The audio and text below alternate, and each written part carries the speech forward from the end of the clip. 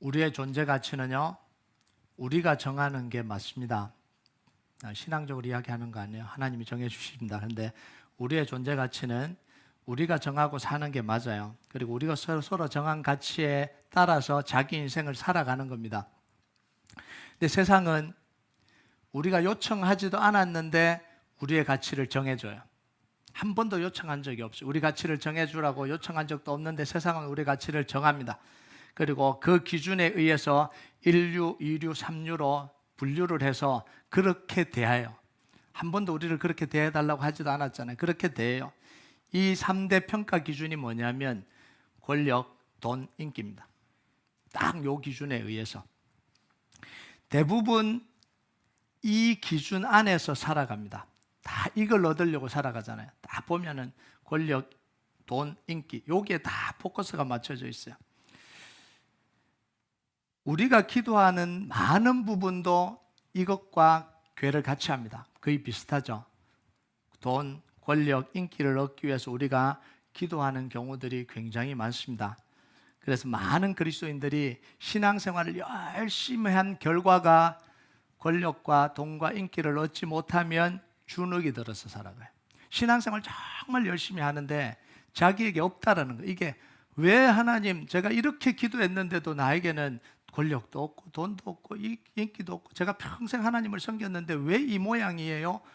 이런 주눅든 마음으로 살아가는 거예요. 이게 왜 그러냐면 그리스도인들조차도 이 세상 가치관을 자기 속에 받아들여 버린 거예요. 여러분, 우리 인생은요, 하나님이 주신 가치관을 베이스로 살아가야 되는 게 이게 그리스도인인데, 우리가 신앙생활을 하고 살아가는데 가치관은 뭐냐면 세상 가치관을 가져다가 놓고 살아가는 거예요. 그러니까 우리의 믿음은 뭘 위해서 사용하냐면 이 돈과 권력과 인기를 얻기 위해서 우리의 믿음을 사용하고 우리의 기도를 사용하고 살아가는 거예요. 그런데 그게 안 될 때 좌절하는 거잖아요. 왜 이렇게 기도했는데도 안 되냐는 거예요. 왜 이렇게 기도했는데도 하나님 이거 안 주시냐? 이렇게 살아가는 게 우리의 모습이라는 거예요. 그런데요, 믿음의 결국은 뭘 하는 거죠? 영혼의 구원을 받는 거예요. 하나님은 한 번도 너 믿으면 돈과 인기와 권력 얻을 수 있다라고 말하신 적이 없어요. 믿음의 결국은 영혼의 구원을 받는 거예요. 여러분, 기도의 결국은요, 하나님의 계획과 하나님의 뜻을 알아서 하나님 나라를 위해서 살아가는 게 기도의 최종 목적이에요. 아멘 하시죠? 네. 그때 하나님이 우리에게 무엇을 먹을까, 무엇을 입을까, 무엇을 마실까 염려하지 않고도 하나님 나라를 위해서 마음껏 달려가도록 하나님께서 필요하면 돈도 주시고 필요하면 인기도 주시고 필요하면 권력도 주시는 거예요. 이게 믿음과 기도의 작동 원리입니다. 여러분, 우리는요, 권력과 돈과 인기를 하나님 앞에 구해서 그걸 얻는 게 아니라 하나님 나라를 위해서 구하고 하나님 나라를 위해서 살아갈 때 하나님은 필요한 그것을 채워주시는 거예요. 그러니까 이게 이 작동 원리가 다른 거죠. 세상 사람들은 돈과 인기와 권력의 모든 것을 다 포커스를 맞추고 그걸 얻기 위해서 해서 얻는 거고요. 그리스도인들의 가치관은 그게 아니라 하나님의 뜻을 알고 하나님 나라를 위해서 열심히 살고 싶어서 그렇게 살아갈 때에 하나님은 이게 따라오도록 만들어주시는 거예요. 여러분, 우리 신앙이요, 요 베이스 위에 세워지지 않으면, 이 가치관 위에 세워지지 않으면 우리는 계속해서 기도하고 계속해서 예배해도 진짜 하나님이 주시는 이 능력과 권능을 얻을 수가 없습니다. 요 가치관이 우리 속에 자리 잡아야 돼요. 그래서 가치관을 바꿔야 됩니다. 돈과 인기와 권력을 얻는 그 가치관이 아니라 하나님 나라를 위해서 살아갈 때 하나님은 그렇게 살 수 있도록 이 땅에서 필요한 모든 것을 하나님이 채워주실 거라는 요 생각으로 바뀌어져야 돼요. 이 생각 위에 뭐가 들어가야 되냐면 기도가 들어가야 되는 거예요. 요 생각 위에 믿음을 발휘를 해야 되는 거예요. 여러분, 오늘 말씀에 보면 그런 사람들이 나와요. 그래서 오늘 말씀을 나누는데, 오늘 말씀에 보면 세상에 쟁쟁한 권력자들이 나오잖아요. 아람의 군대 장관 나아만, 존귀하고 큰 용사다. 아람의 나라의 국왕도 함부로 못할 만큼 극진히 대우할 만큼 큰 권력을 가진 사람이 나아만 장군이었고요. 그리고 아람 왕은 강대국 국왕이잖아요. 다른 나라를 군대로 점령할 만큼, 마음을 먹으면 다른 나라도 다 짓밟을 만큼 강력한 이 군대를 가지고 있었던 사람이 이 아람 왕이잖아요. 이스라엘 왕, 강대국 아람 왕에는 미치지 못하지만 이스라엘에서는 최고의 권력과 권세를 가진 사람이 이스라엘 왕입니다. 여러분, 세상 원리에 의하면 이 사람들이 최고여야 되잖아요. 이 사람들을 부러워야 되고, 이 사람들에게 굴복하고, 이 사람들에게 주눅 들어야 되잖아요. 자, 그런데 오늘 말씀에 나오는 사람들은 이들에게 굴복당하지 않고 주눅 들지 않고 오히려 이들을 굴복시킨 사람들이 나와요. 첫 번째가 누구예요? 전쟁 포로로 잡혀온 계집종. 아람과 이스라엘 전쟁 때 포로로 끌려와서 적국의 이 장군인 아람 왕의 그 집의 종으로 들어갑니다. 세상 기준에 의하면 망한 거죠. 인생 끝난 거죠. 비참해진 거죠. 그런데 이 계집종이 비참하게 살아가는 게 아니라 가장 존귀하다고 여겨진 나만 장군을 살리잖아요. 가장 비참한 자리에 있다고 생각했던 이 계집종이 나만 장군을 살립니다. 포로로 끌려온 한낱 계집종에 불과한데 어떻게 이 세상에 가장 존귀한 사람을 살릴 수 있냐라는 거예요. 이 여자아이 속에 하나님이 살아계시는 거예요. 하나님의 역사하심을 믿고 살았기 때문에 그래요. 이 여자아이는요, 포로로 끌려왔든지 인생이 내리막길을 내려가든지 상관없이 자기 속에 여전히 누가 살아계세요? 하나님이 살아계시는 거예요. 이게 그 아이가 나만 장군을 살릴 수 있는 능력입니다. 여러분, 하나님의 역사를 믿는 사람과 믿지 않는 사람의 인생의 방향은 너무나 달라요.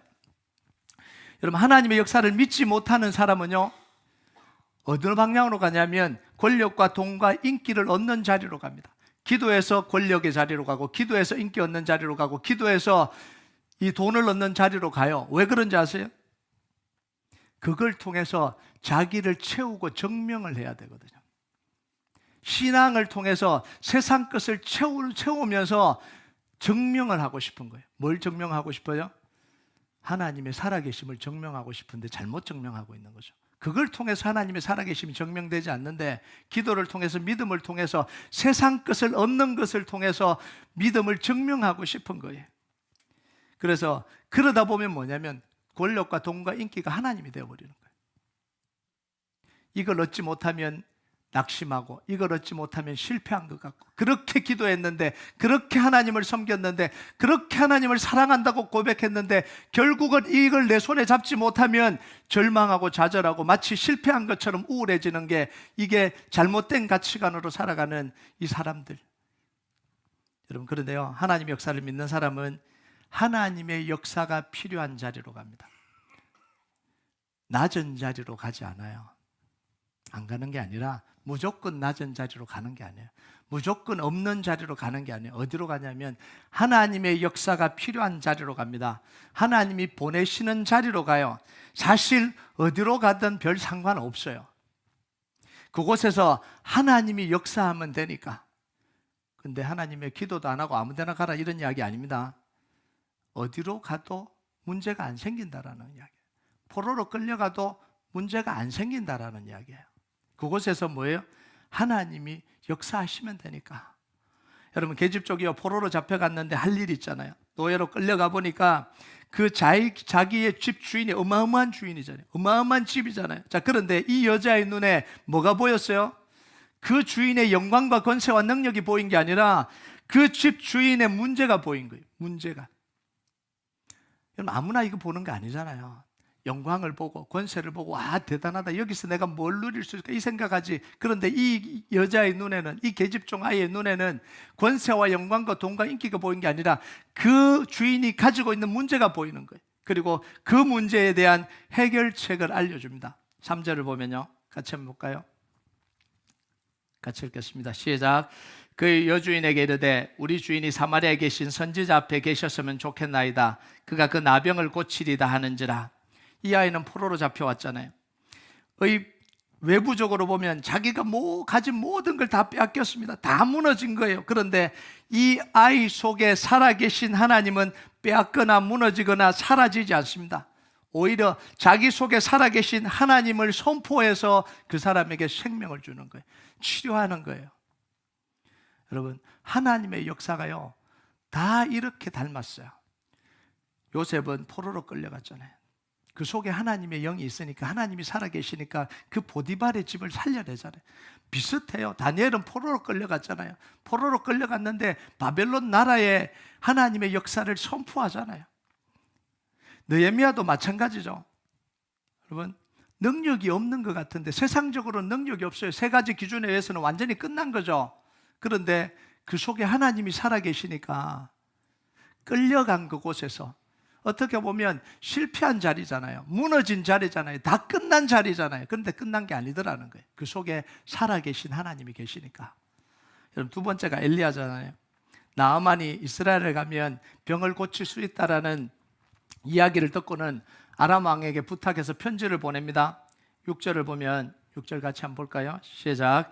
이스라엘 왕에게 그 글을 전하니 일렀으되 내가 내 신하 나아만을 당신에게 보내오니 이 글이 당신에게 이르거든 당신은 그의 나병을 고쳐주소서 하더라.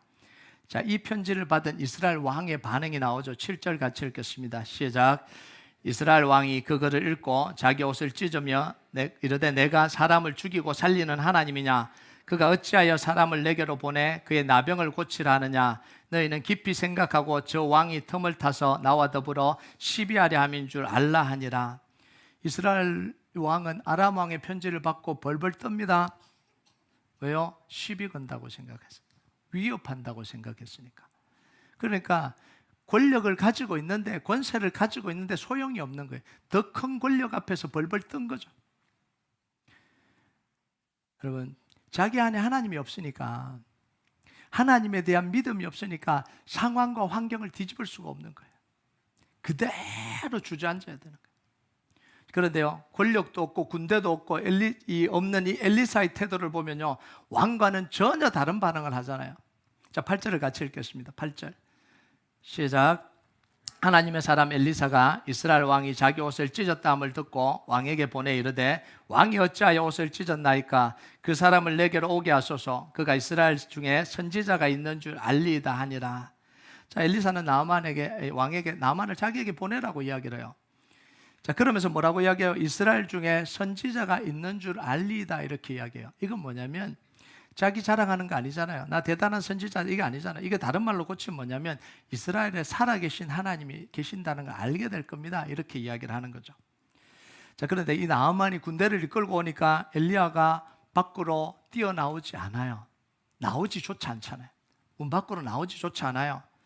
그러면서 종을 시킵니다. 종을 시켜서 요단강에 가서 7번 몸을 잠그고 가라, 이렇게 이야기합니다. 그러면 나을 거다, 이렇게 이야기하죠. 왜 이렇게 했을까요? 정중하게 나와서 맞이하면 안 되나요? 안수 기도를 해줘서 고쳐주면 안 되나요? 원래 엘리사는 이런 사람이 아닌가요? 여러분, 다른 병자를 고칠 때는 이렇게 안 했거든요. 아무리 그 천한 사람이 와도 엘리사는 이렇게 안 했습니다. 문전박대 한 적이 없어요. 수넴 여인 아들을 고치실 때, 4장에 나오는 이 수넴 여인의 아들이 죽었을 때는요, 기도해주는 정도가 아니었습니다. 손을 얹고 기도해주는 정도가 아니에요. 아이 위에 올라가서 몸을 눕혀서 눈과 입을 맞추면서 그렇게 기도를 했습니다. 그러면서 한 번 기도한 것도 아니고 여러 번 그렇게 기도를 했어요. 정말 간절하게 기도를 했습니다. 그런데 이 나아만 장군이 왔는데 왜 나와보지도 않고 안수기도 해주지도 않고 이렇게 그냥 보내버리냐라는 거예요. 여러분, 그 이유가 11절에 나와요. 11절에 같이 읽겠습니다. 시작. 나아만이 노하여 물러가며 이르되 내 생각에는 그가 내게로 나와서 그의 하나님 여호와 이름을 부르고 그의 손을 그 부위에 흔들어 나병을 고칠까 하였도다. 자, 나아만이 오면서 무슨 생각을 했어요? 내가 가면 엘리사가 버선발로 뛰어나올 거다. 그러면서 내게 와서 손을 얹어서 간절히 기도하면서 자기 하나님의 이름을 불러서 나를 치료할 거라는 거예요. 이 나아만 장군은 병 고치러 오면서 장군의 지위 내려놓지 않았어요. 권위 내려놓지 않았습니다. 하나님 앞에 무릎 꿇지 않죠. 마치 엘리야를 자기 신하듯이 대하듯이 뛰쳐나와갖고 내 손을 얹고 하나님은 자기를 고치는 우상처럼 여기고 있는 거예요. 엘리가 나와서 예의를 갖추고 자기 환부의 손을 얹고 여호와 이름을 주문처럼 불러서 외우면 내 병이 나을 거라는 거예요. 그리고 자기는 유유하게 싹 싸들고 오는 돈을 대가로 딱 지불하고 가겠다는 거예요. 자, 엘리사도 자기 종, 하나님도 자기 종을 만들어 버리는 거예요. 그리고 자기는 그에 대해서 돈을 딱 지불하고 나는 가겠다라는 거예요. 이게 나만의 생각입니다. 여러분, 믿음의 역사는요, 하나님 앞에 완전히 굴복할 때까지 일어나지 않습니다. 하나님을 이용하려고 할 때 하나님의 역사가 일어나지 않아요. 여러분, 기도를 이용하고 말씀을 이용해서 내가 원하는 걸 얻으려고 하는 건 다 실패합니다. 이건 있을 수가 없어요. 하나님께 기도하는 건요, 나를 하나님께 완전히 굴복시키는 겁니다. 기도하는 건 하나님께 나를 완전히 복종시키는 거예요. 그러니까 내 생각이 있을 수가 없는 거죠. 내 생각을 강화시키는 게 기도가 아니라 하나님 앞에 나를 완전히 굴복시켜서 하나님의 말씀을 듣는 거예요. 하나님의 뜻을 아는 거예요. 하나님이 말씀하시면 따르겠다는 거, 이게 기도예요. 여러분, 요단강에 7번 가서 씻으라 그러니까 어떻게 반응해요? 12절 같이 한번 볼까요? 시작. 다메섹강 아바나와 바르발은 이스라엘 모든 강물보다 낫지 아니하냐? 내가 거기서 몸을 씻으면 깨끗하게 되지 아니하냐 하고 몸을 돌려 분노하며 떠나니. 이게 나만의 속의 마음이라는 거예요. 그래서 엘리사가 왜 이렇게 대했겠어요? 요단강에 가서 몸을 씻으라는 걸 통해서 나만을 굴복시키고 있는 거예요. 굴복되지 않으면 하나님 역사할 수가 없으니까. 어떻게 이 교만한 마음 가지고 하나님을 종으로 여기는 마음 가지고 하나님이 역사할 수 있겠어요? 그래서 굴복을 시킨 거예요. 결국은 하나님께 나아만이 하나님께 굴복하고 고침을 받아요. 여러분, 자기 생각, 자기 교만, 자기의 권세가 굴복당해야 하나님이 역사하시는 거예요. 그래서 하나님의 역사는 내 죄를 깨닫고 내가 굴복하고 내가 하나님 앞에 엎드리는 것으로부터 시작합니다. 내가 살아있는 한, 내 권세가 살아있는 한, 내 자아가 살아있는 한, 내 교만이 살아있는 한 하나님이 역사하실 수가 없는 거예요. 자, 그러면 이 엘리사의 당당함은 도대체 어디서 나오냐는 거예요. 첫 번째는요, 하나님을 향한 믿음이 있는 거예요. 하나님의 능력을 믿는 믿음입니다. 살아계신 하나님, 창조주 하나님, 모든 만물을 원하시는 대로 다스릴 수 있는, 바꿀 수 있는 하나님의 능력을 믿는 거예요. 그리고 그 하나님을 자기의 왕과 주인으로 모시고 살아가는 거예요. 그래서 이 엘리사에게 최고의 권력은 왕이 아니죠. 최고의 권력은 하나님입니다. 최고의 권세도 하나님이에요. 최고의 인기도 하나님입니다. 최고의 돈도 하나님이에요. 하나님 외에는 두려워하지를 않는 거예요. 이게 사실은 세상 사람들이 가질 수 있는 가치관이 아니에요. 그러니까 이 엘리사는 아예 가치관 자체를 바꾸고 살아가는 거예요. 두 번째는 하나님의 계획을 믿었다는 거죠. 하나님이 나아만을 나에게 보냈다면 하나님의 계획이 있을 거라고요. 하나님이 역사하실 걸 믿은 거죠. 그러니까 엘리사가 마음대로 요단강에 가서 씻으라 그랬을까요? 아니, 하나님 말씀하시니까 순종한 거예요. 자기 마음대로 굴복시키겠다, 콧대 좀 꺾어야 되겠다, 이게 아니잖아요. 하나님이 말씀하시니까 순종하는 거죠. 자, 요단 강물에 가서 씻었는데 안 나오면 어떻게 돼요? 엘리사 죽어야죠. 지금 목숨 걸고 하는 거잖아요. 지금 이 적국의 군대 장관이 와서 희롱한 거잖아요. 완전히 희롱한 거잖아요. 그래서 지금 엘리사는 뭐냐면 철저하게 하나님의 말씀 앞에 순종해 갑니다. 권력과 권세와 이 세상의 파워 앞에서 맞대서서 하나님께 순종하는 거예요. 여러분, 우리가 하나님 나라를 위해서 살아가는 게 우리 그리스도인들입니다. 하나님의 나라와 하나님의 의와 하나님의 영광을 위해서 살아가는 게 우리 그리스도인들입니다. 그래서 우리의 기도와 우리의 간구와 우리의 믿음은 다 뭘 위해서 사용되냐면 이 하나님의 나라를 위해서 사용이 되는 거예요. 이 가치관이 우리 속에 새겨져야 되는 거예요. 자, 그러면 하나님의 나라는 어떤 나라냐? 하나님의 나라는 세상 나라를 다스리는 나라입니다. 하나님이 우리에게 주신 권세는 세상 능력과 권세에 눌리지 않는 권세예요. 하나님 우리에게 주신 이 자녀의 권세, 하나님 우리에게 주신 이 기도의 특권, 하나님 우리에게 주신 이 자녀의 권세는, 축복과 권세는 세상의 권세에 눌리지 않는 겁니다. 이게 내 속에 믿어져야 그 다음 고백이 나오잖아요. 여러분, 하나님의 나라와 통치는요, 권세는 눈에 보이지 않잖아요. 언제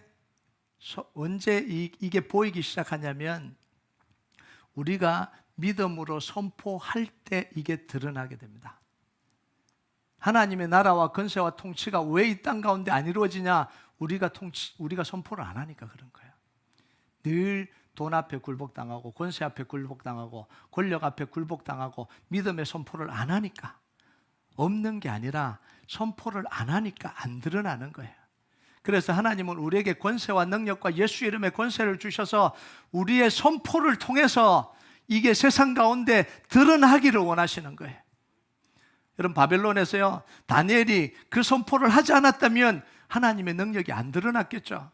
요셉이 바로 앞에서 그 선포를 하지 않았다면 하나님의 나라가 안 드러났겠죠. 느헤미야가 그 왕 앞에서 그 선포를 하지 않았다면 하나님 나라가 안 드러났겠죠. 오늘날도 마찬가지입니다.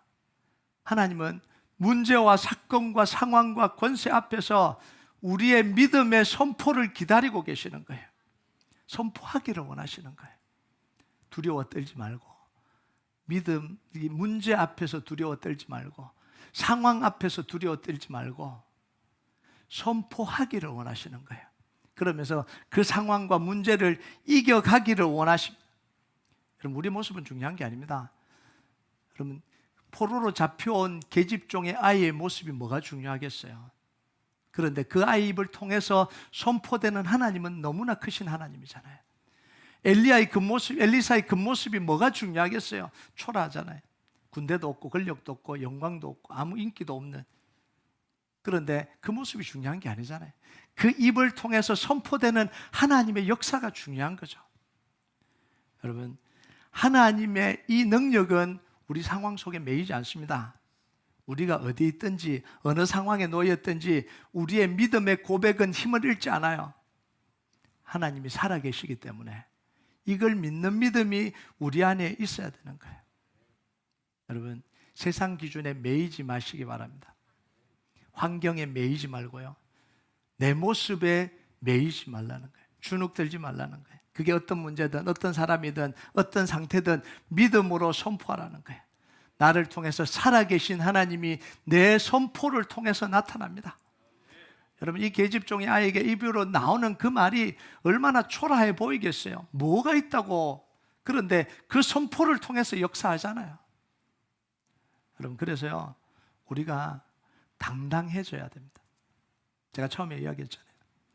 세상이 정해준 가치관을 따라서 1류, 2류, 3류로 우리가 분류되어 버리면 우리는 그 속에 종이 된. 그런데 절대로 세상이 분류해 주는 대로 따라가면 안 됩니다. 1류, 2류, 3류는 세상이 분류하는 거고요, 우리는 하나님의 살아계심이 우리 안에 있는 사람들이에요. 그 믿음으로 선포하고 사는 겁니다.